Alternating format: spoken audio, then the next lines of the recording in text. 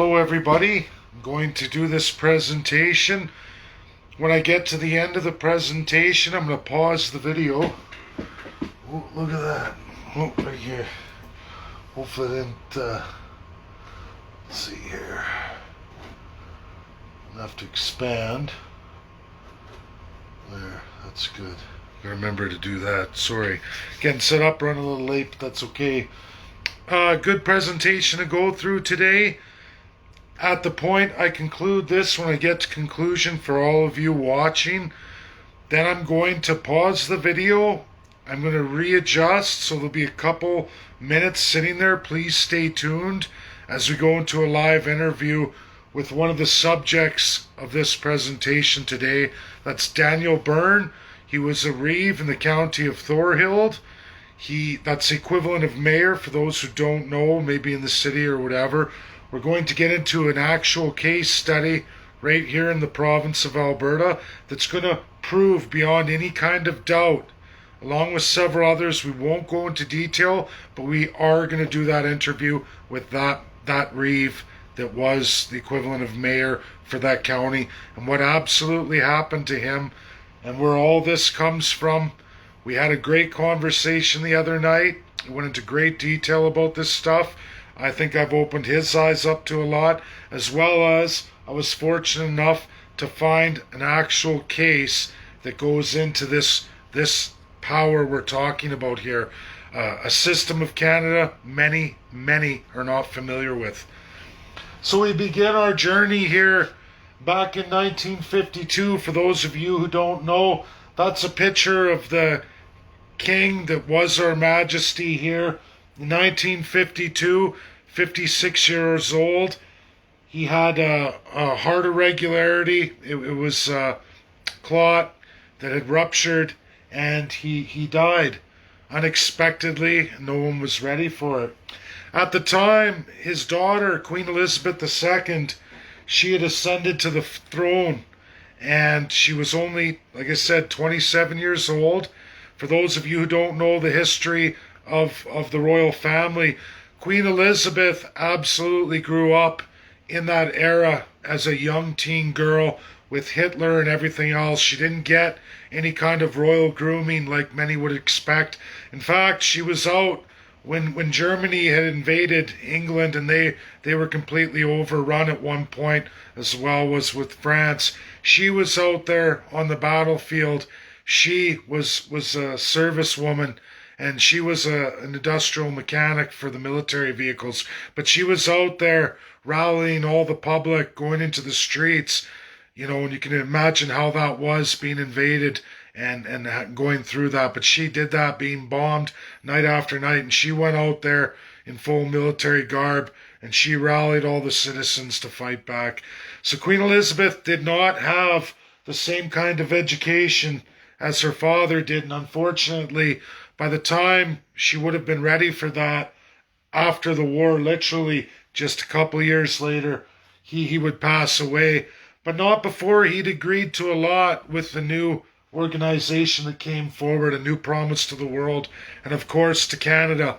But things didn't work out that way. So I put this meme up, and it's George VI, and it says, "Dear Canadians, I ruled through Hitler, the Great Depression, World War II, and the birth of the UNSC, the United Nations Security Council. I left a legacy for Canada, a new system. Unfortunately, I died during its implementation. My daughter's ascension happened at the age of 27. A war veteran, boots on the ground. She did not know of the Allies' promissory or the work to be done in the Commonwealth." And that's all Commonwealth countries.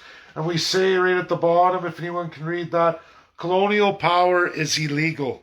It was made illegal and ratified a few years after that, but pretty much illegal. And we're going to go through why and where that comes from.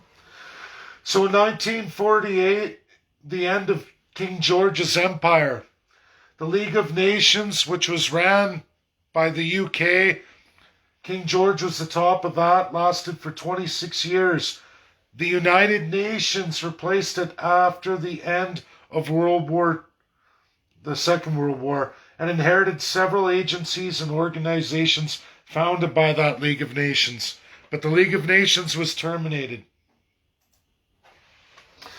Then we get into what was the replacement. Well, that's the Charter of the United Nations and Statute of the International Court of Justice, which is the absolute top legal authority in this world.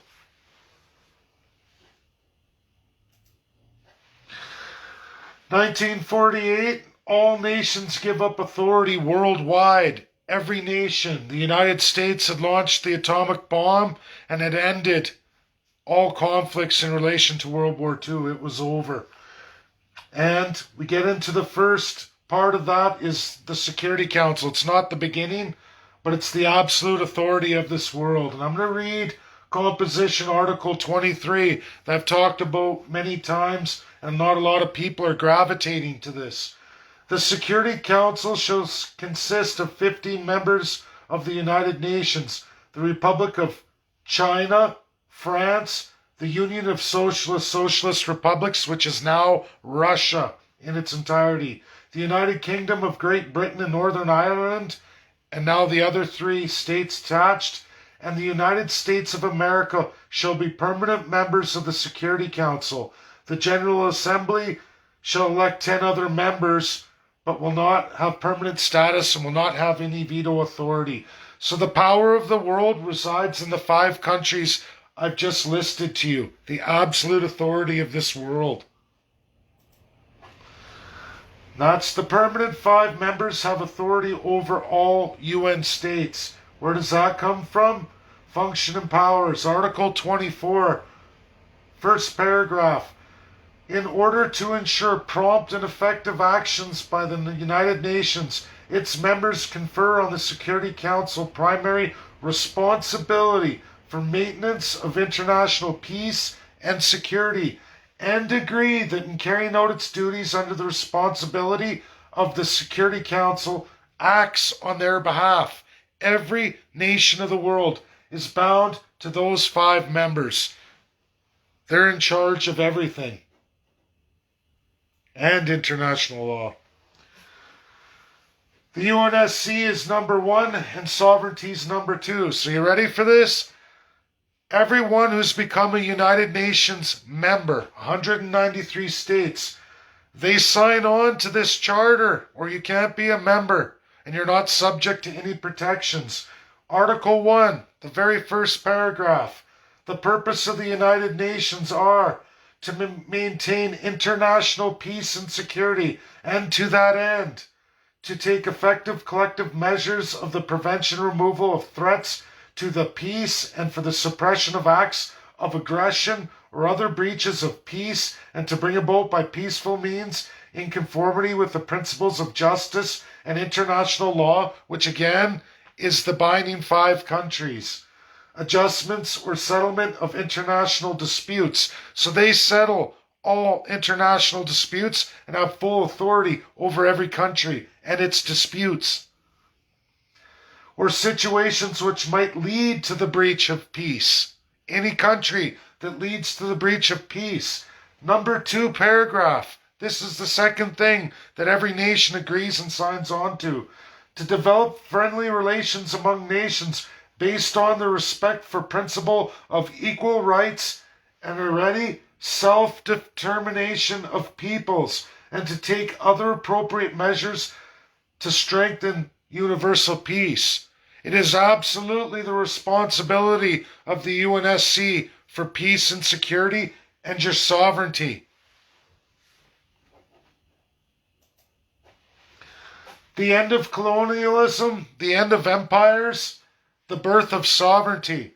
Here we go again. So the second article, listed in the charter, that every nation has agreed to. Why you're able to travel. Why you can always in almost any 193 nations find a place to go if you run into trouble.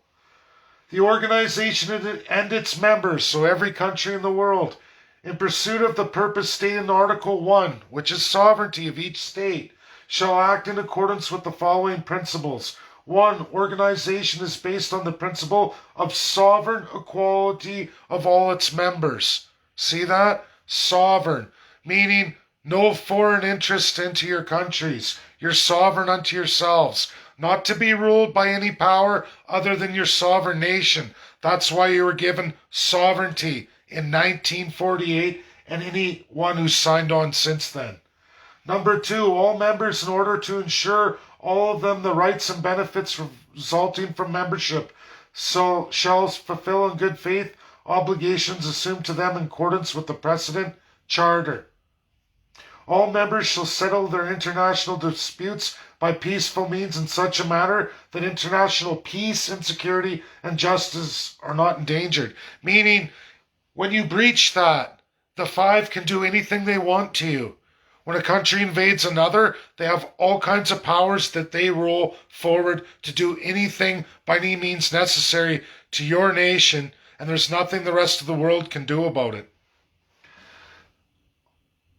Number 4, all members shall refrain in their international relations from the threat or use of force against territorial integrity or political independence of any state or any other manner inconsistent with the purpose of the United Nations.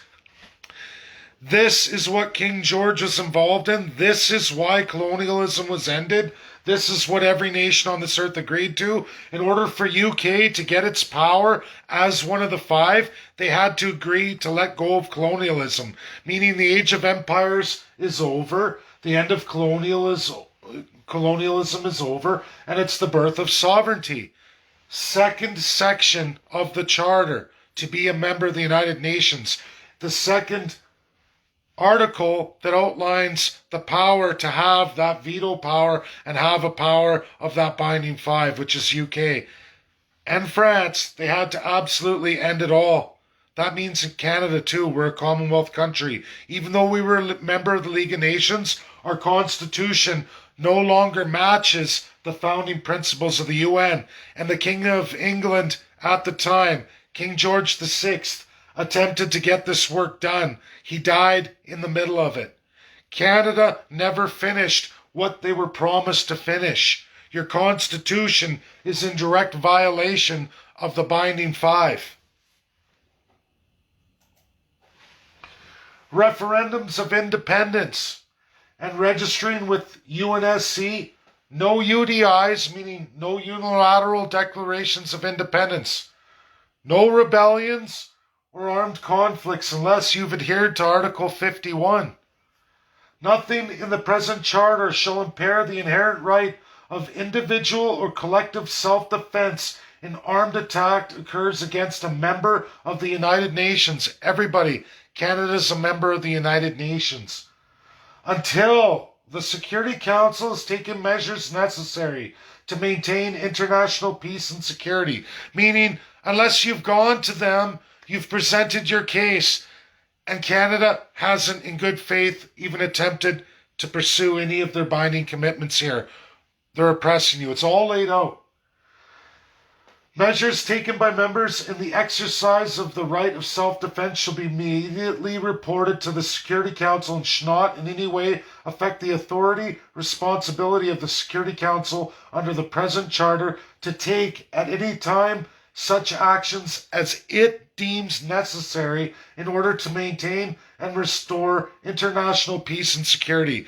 Meaning, Canada has no authority over that Security Council in any way, shape, or form, depending on what happens if a people or group of peoples have gone to them. Do you understand now? King George VI signed on to this and helped make this happen. Crown power is a contradiction. Why does UNSC not act? So everybody, why does the UNSC allow Canada to continue like this? Now this is, in Canada, constitutional monarchy, the Crown is the source of non-partisan sovereign authority and an integral part of the legislative, executive, and you guys ready? Judicial powers that govern the country. So that means the Crown authority is over our judges, is over our executive, meaning the Prime Minister and all of Parliament, and the legislator, Premier of a province or territory, and all of the MLAs. So, and by the way, that's published as of 2016, not only in the Canadian Encyclopedia, but on the Government of Canada's website. So it's contradiction, right? So why is that? Well, it was made illegal worldwide in 1948, and we got Canada, Government of Canada. Canada is a constitutional monarchy. The Crown of Canada was first established by kings of France in the 16th century. Quebec, and all Métis, organized as Royal Province of France. Both French and British kings and queens have reigned over Canada since 1534. This is on the Government of Canada's website, trained to every Canadian who goes to look. They're saying that they're going to do it. But it's a contradiction. Why does the UNSC allow it? UNSC, this is their answer. We can't force UN states to be honest with their people. They can't. If you rise up because of this dishonesty and you notify the UNSC, then they can act. The Lieutenant Governor General, the Governor General and the Lieutenant Governors. The Governor General and the 10 Lieutenant Governors represent the Crown in Canada and act on the Queen's behalf. Oh, really? This is right from our government website, and it's a lie. And the UNSC says they can't make them tell you the truth. It's up to you to figure it out, and it's up to you to deal with it. The Governor General's role and responsibilities consist mainly of carrying out many of the duties on behalf of the Queen. For example, she presides over swearing in of Prime Minister, the Chief Justice of Canada, and the Cabinet Ministers. However, there are powers that can only be exercised by the Queen. Lieutenant Governors of the provinces perform similar duties in the province level. They absolutely do the same thing in the provincial level. Governor General and Lieutenant Governors of provinces are absolutely appointed by Prime Minister. And you'll all like to know that the Queen of England has had nothing to do with it since 1952. She was 27 years old. Her father was dead, and he never taught her the new powers because he was in the middle of rolling them out. Rolling out the law of sovereignty and the powers of the new UNSC to preside over this world. UNSC, here's their answer. Your Prime Minister is actually king. His Privy Council, appointed for lifetime, Senate, appointed for lifetime, Order in Council, King or Provincial Lord, which is Prime Minister or Premier. All legislation goes through PMs, Kings, Governor General, and Lieutenant Governor. That's the truth. You're electing a king from each party. That's our constitutional monarchy. There is no Queen Elizabeth II. They've lied to you. It's actually you're electing King Justin Trudeau, or you would elect King Aaron O'Toole, or you would elect King Jagmeet Singh, and they get to reign for 4 years. That's the truth of Canada. The Parliament of Canada. The Parliament of Canada, now here it is, right off the government website. The Parliament of Canada consists of the Queen, which is actually a lie. It's your Prime Minister who's king. The Senate and the House of Commons. In provinces, legislatures consist of the Lieutenant Governor, who is appointed by the King, which is Prime Minister Justin Trudeau, and an elected assembly. Her Majesty's representatives act on the advice of the Prime Minister or ministers responsible for the House of Commons or the provincial legislative assemblies. Act on her behalf, but not on her authority, because she's never given it. She's never ever been consulted. This is all the BS of the Constitution that needs to be absolutely dismembered, according to the world laws, 1948, and absolutely enshrined in 52. Usurping accountability. Now we're going to get into the bulk and proof evidence of what's going on here and how it affects in the interview I'm going to be doing with Daniel Buryn. In real act, in real usurping accountability. It all begins here with the province of Alberta, my province. That's the focal point. This is the Municipal Government Act, revised statutes, Alberta 2000, Chapter M26, current as of September 1st, 2020. It gives Office of the Queen's Printer, gives you that courthouse right here in Edmonton. Province takes over the municipalities but has zero accountability themselves. That means municipalities have a power bestowed upon them constitutionally in Canada. That power is given to the province. However, the province doesn't even have a constitution itself. It has a lieutenant governor and a premier. Legislatures who are elected, your MLAs, who are all governed absolutely, ultimately, in almost every act and legislation by the lieutenant governor, who is absolutely appointed by the prime minister, who is actually king of Canada. You've elected him that way. This is a COA handbook for Alberta Municipal Chief Administrative Officers. They're all under the authority of the lieutenant governor. Made mandatory, councillors can be recalled by provincial unaccountable persons through absolute crown power. Lieutenant governor or appeal to governor general, meaning if you go to court to challenge anything municipally, it can go to court, but all judges are subject to whatever the governor general says, appointed by the prime minister. You can appeal that decision, you can take it to the Supreme Court of Canada, but all the justices are absolutely subject to whatever the governor general tells them. We're going to get into that. The case and crown power today, and I got CBC. This is Daniel Buryn's case and his two county councillors that went along and were thrown out. Judge rules on dysfunctional Thorhild County Council. This is the nuclear bomb of municipal law. Janice Johnson, May 19th, 2017. Then down below, we have council left to right. There's Shelley, but ultimately it was Wayne Crosswell, Larry Sisson, and there's Daniel Buryn. And then they got Kevin on the side. But it's these three in the middle we're talking about. What happened to these fellas in a travesty of justice. Unfounded claims of PCs and NDP. Believe it or not, the PCs post Ralph Klein and NDP had zero evidence, zero rule of law, and zero precedent law in any way, shape, or form.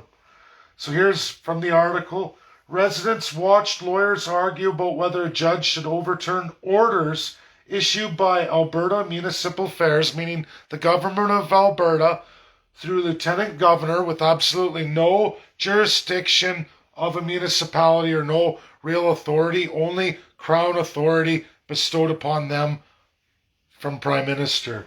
To come into Alberta, even though it's a division of powers for the province, but these province officials, without any rule of law, without any evidence, without any precedent law by courts, came in. Former Municipal Affairs Minister Daniel Lavery removed Reeve Daniel Buryn, which is the mayor, councillors Larry Sisson and Wayne Crosswell from office March 2015 after third-party inspection unearthed irregular, improper, improvident actions and inappropriate behavior, including violations of conflict of interest and confidentiality rules.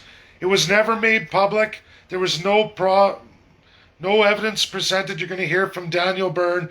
Public was not made aware of anything. No evidence presented in court. Nothing whatsoever. Nothing.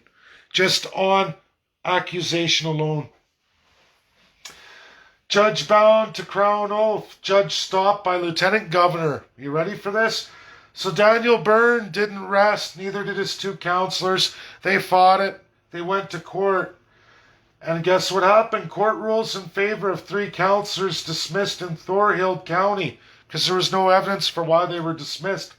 They weren't liked because they didn't go with the government's norms. They didn't agree with government provincially on ideas that removed provincial powers and turned it into multi-provincial jurisdictions where other counties outside of Alberta's boundaries could make decisions affecting counties, which we're watching happen today. It's happened all over. Roads, everything else, where other outside the province corporates get to take over. But we're going to hear Daniel's story of absolutely why. So down below, it shows those three again specifically. A judge who ruled in favor of the three councillors dismissed in Thorhild County stopped short of exonerating the officials, noting a dysfunctional council defined by animosity of the provincial government. They were ruled in their favor. Reeve Daniel Buryn unable to get a public inquiry, meaning not able to present this to the public or get any form of any kind of inquiry for all of you as to why the province and federal powers did this to him and his councillors. And here we go into Lieutenant Governor rejects the people's interest. Now I'm going to read you the Public Inquiries Act, Chapter 39, Table of Contents. We're going to scroll down. Her Majesty, by and with the advice and consent of the Legislative Assembly of Alberta, enacts as follows, meaning they enacted it only because the Lieutenant Governor rubber stamped it. Because you can't make an act in the province of Alberta without the Lieutenant Governor stamping it. 1. In this act, minister means the minister determined under Section 16 of the Government Organization Act as the minister responsible for this act. Okay. An appointed official by the Legislative Assembly. Sounds good so far, except for appointment of commissioner. When Lieutenant Governor and Council considers it expedient in the public's interest, meaning the one Crown says on behalf of the Prime Minister, is it in the public's interest to know any of this? They can say no, even though it most certainly is. Even though you, the public, most certainly asked, Lieutenant Governor can determine if it's in your interest to know details of the court case, what the evidence was, what the accusations were, and why these people were terminated. Guess what? You don't get to know why. You don't even get to see the kangaroo court or any of it. Daniel Buryn and his councillors won in court. So where's the justice? Now, Pentelachuk determined the order signed by then Municipal Affairs Minister Daniel Buryn failed to provide the reasons the councils were fired or explain why they were not provided, are you ready? With any right to be heard. They didn't get a trial, everybody. Levry is now the Minister of Children's Services at the time, went on. In her ruling, Pentelachuk wrote the minister's letter of dismissal was general and didn't outline which directives were not complied with or why.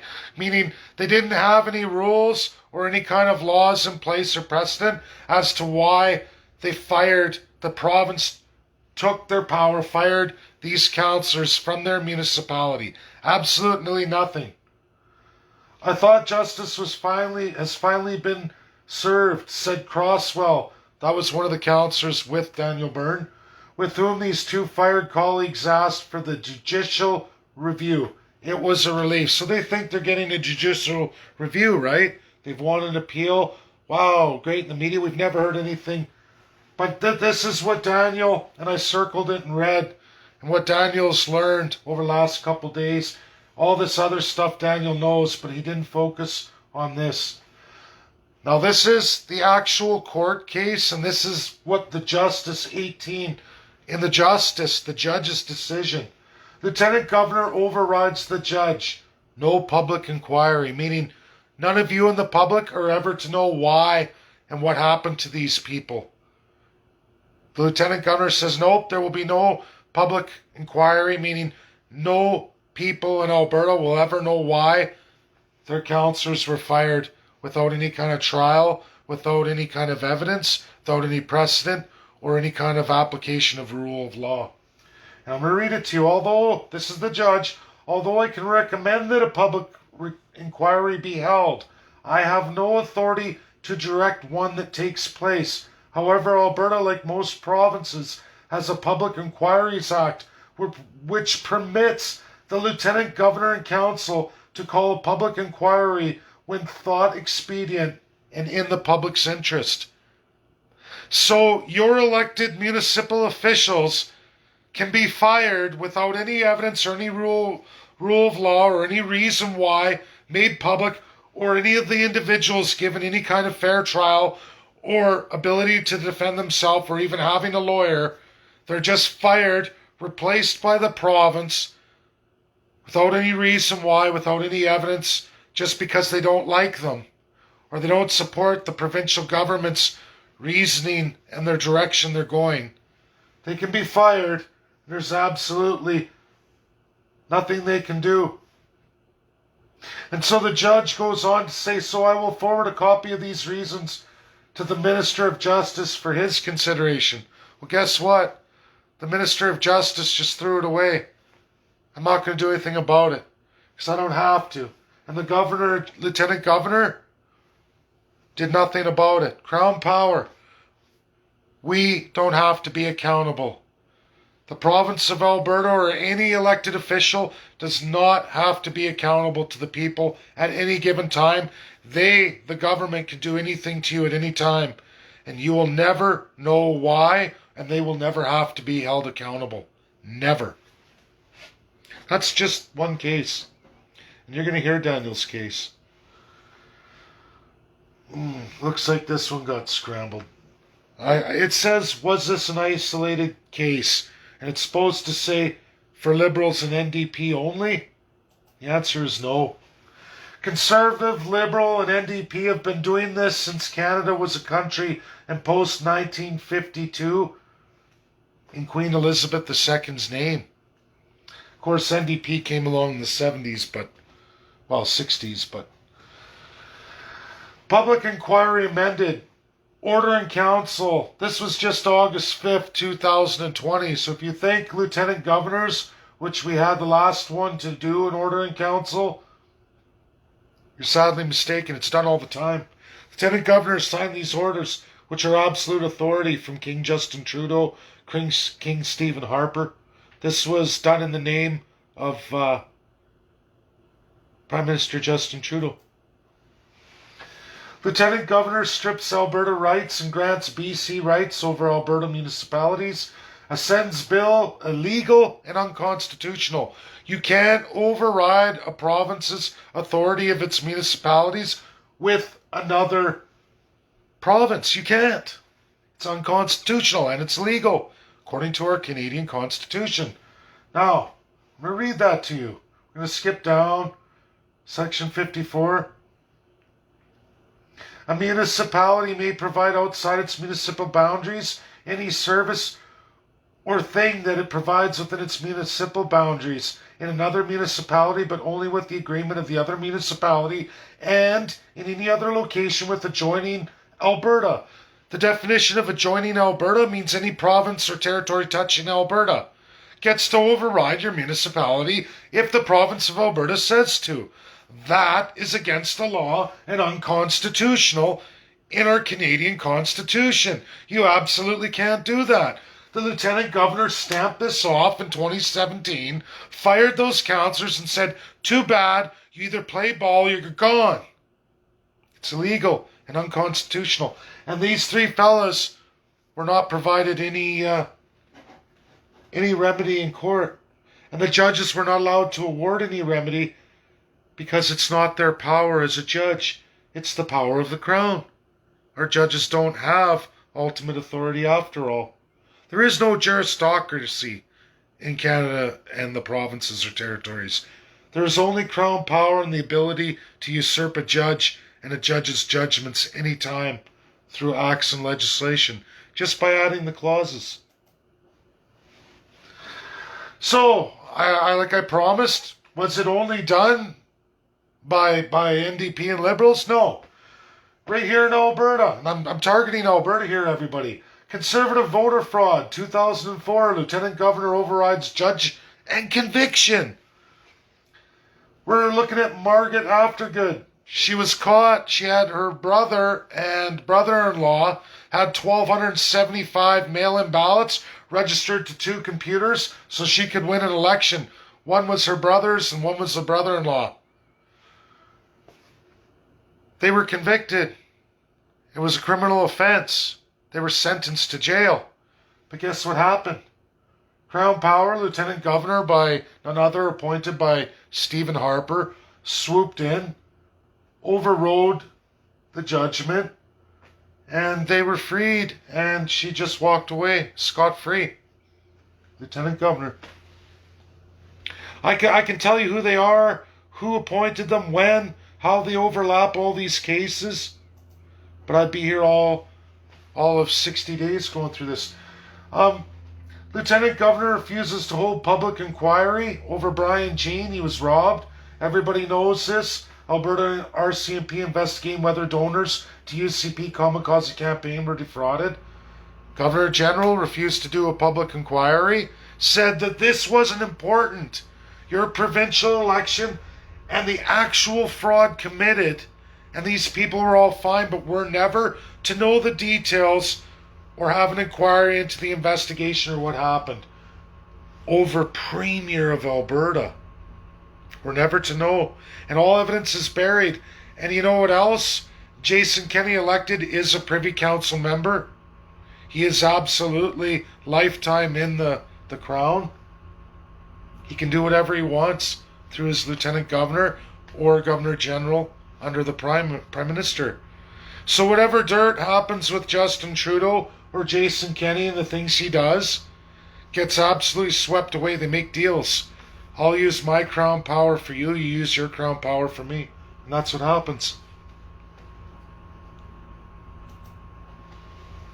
Lieutenant Governor refuses to allow Klein throne speech. Look it up. Ralph Klein didn't get his throne speech. That was in the 90s. Brand new Ralph Klein. Refuses to ascend Klein Bill 2006. I'm not going to go through this, but it absolutely goes through all the corruption of Crown power. This particular fella, this Lieutenant Governor came in, who was made by the Liberal Party, by the way. Liberal Party, Lieutenant Governor of Alberta.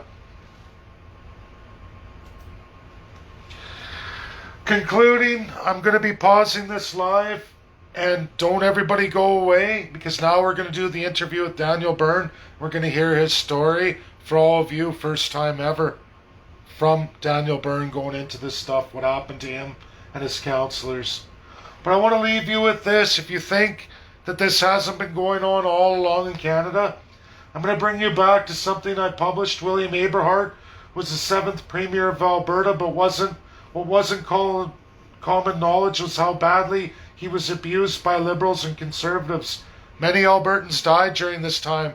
Starvation, disease, alcohol poisoning, First Nations absolutely robbed of human rights. The absolute power of the Crown, Privy Council, Ordering Council, the Governor General, the highest courts, Lieutenant Governor were used to block as many autonomy financial attempts he tried to make as possible to save Albertans and give them what they needed. It took Premier Aberhart years to establish the Alberta Treasury Branch after being blocked by the ultimate power of Lieutenant Governor, who can refuse to ascend legislature bills passed by majority. Since the total end of Social Credit Party, evil Conservative, Liberal and NDP parties have all but destroyed Alberta. The time for truth and history is at hand. This time, real Albertans will get the job done as old Aberhart did. And that's what this presentation tonight is, in its absolute. I hope for all of you that I have way much more, detailing every Lieutenant Governor, every Governor General, every Prime Minister or Premier of the time, how they used this power, how it's been done since Alberta was a province, since it was a territory, and since Canada was a country. Absolutely supposed to be abolished in 48, absolutely was being done and had been done in 52.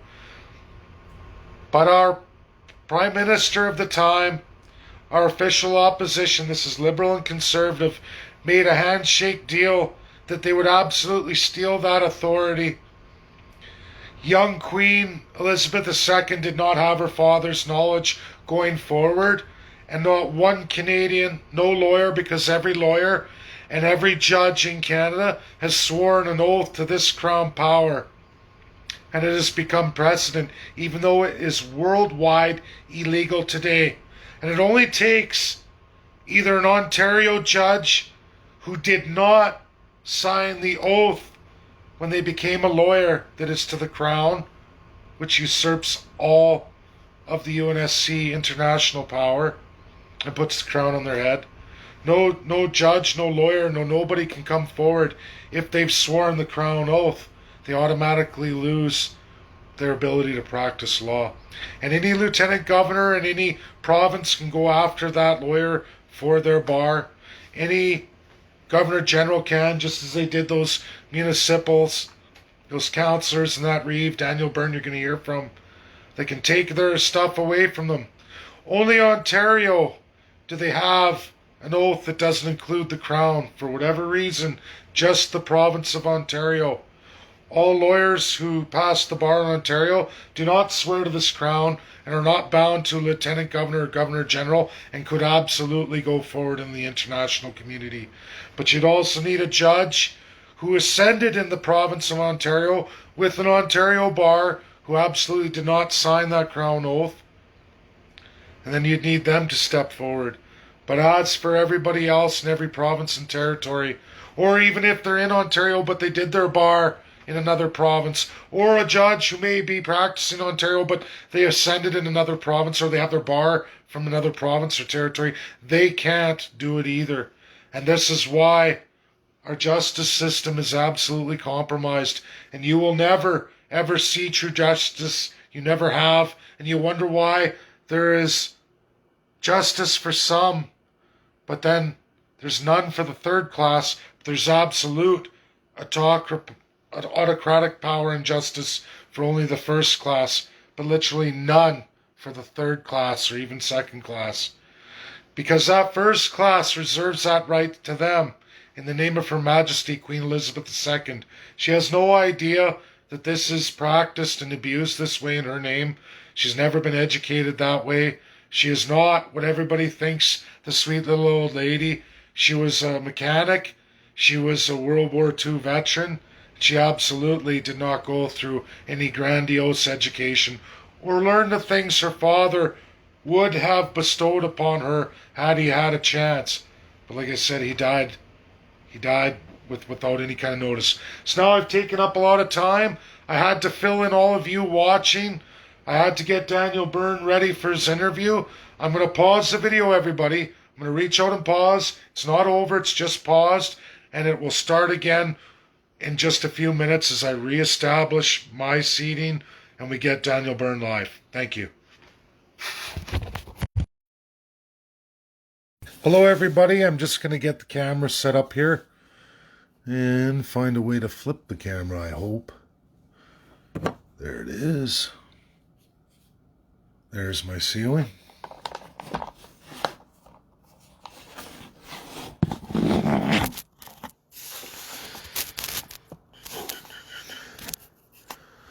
Hello, everybody. So I'm going to now go and we're going to get Daniel Buryn on board here. So I'm going to make sure I can do that.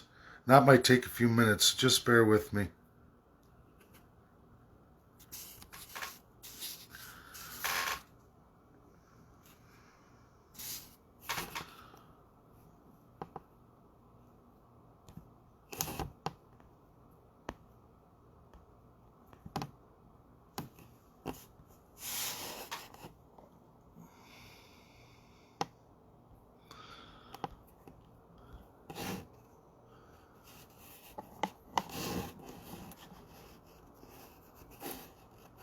Appreciate everybody's patience, but this is it is what it is. When you want to do live, you have to do it. Okay, there he's invited. Normally exit that, close. I hope he should be invited here. We'll see. We'll give him a few minutes. Maybe I better check. I might accidentally cancel that. I hope I didn't. Let's see here.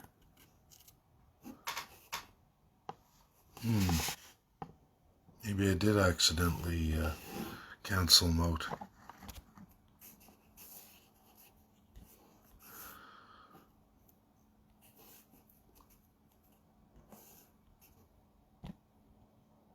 Oh, no, he's invited.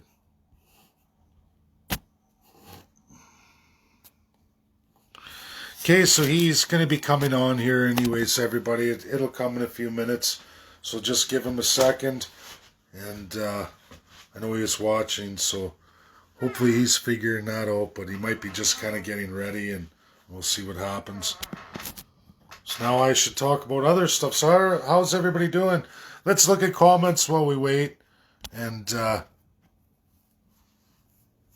let's see here. I might have to take this off here. That's the way. See, there, now I can scroll. You better believe my kids are going to know this information. No more lies. That's the way, Christia. Or Krista, sorry. Who else we got here? Staying on, following, sharing. Thank you so much. You betcha. Thank you, Dave. From Heather. Stu gives a thumb up. Dominic's watching. Now that post about Ontario Bar, Ontario Judge, it makes sense to me. That's good, Mark. I know everybody, it's really hard. I go through such a monumental amount of information, and it's really tough, guys. It's tough for me to go from that academic world back. And I am an average Joe Jane. Some people like to give me a lot of heck about, oh, you're not relating to the average person. But, you know, next week I'm going in with 18 of the world's top constitutional experts from China all the way, like massive from USA. But I mean every country, you guys. Like not every, but probably about 50. And of course the 5.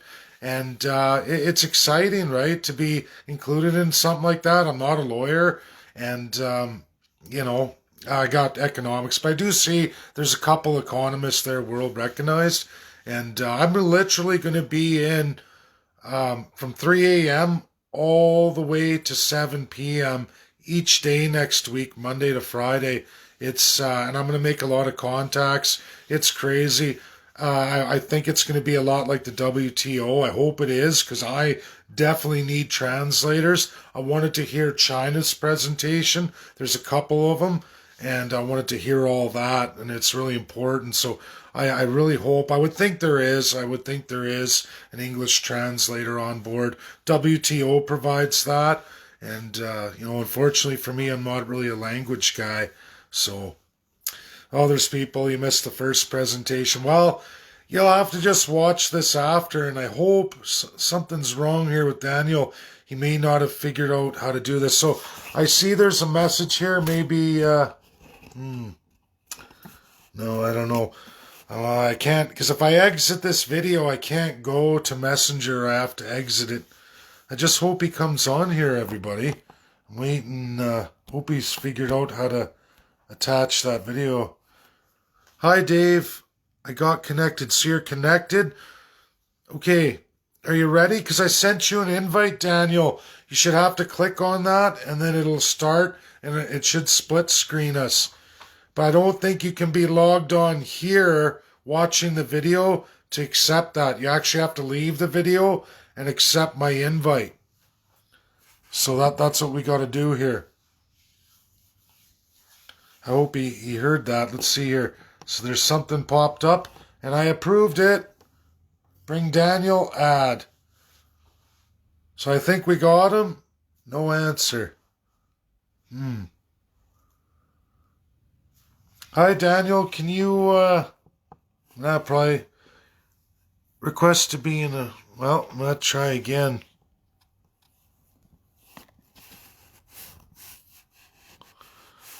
Let's see here. Sorry, everybody. It's, oh, he's invited. Oh, I hope I don't have to shut the video down, because I want it to just go right through. Hopefully, well, we're going to know if the screen splits, so I don't know. Yeah, my end's done. He's attached, so... If you're on a phone, he can only request by pressing the green button beside the chat bar. Yeah, the problem is now he's left live and he's trying to figure it out, I think.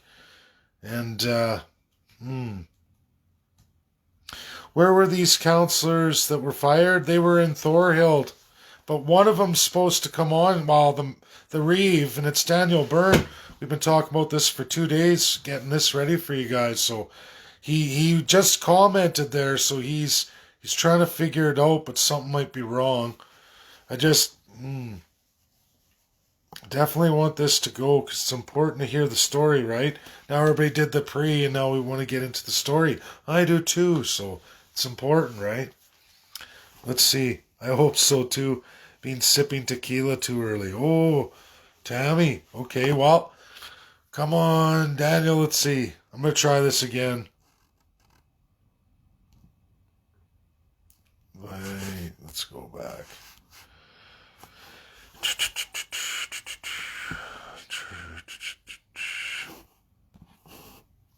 I think he's having trouble with. Maybe he's trying to use his device a different way or something. No, it says he's invited. Let's see here.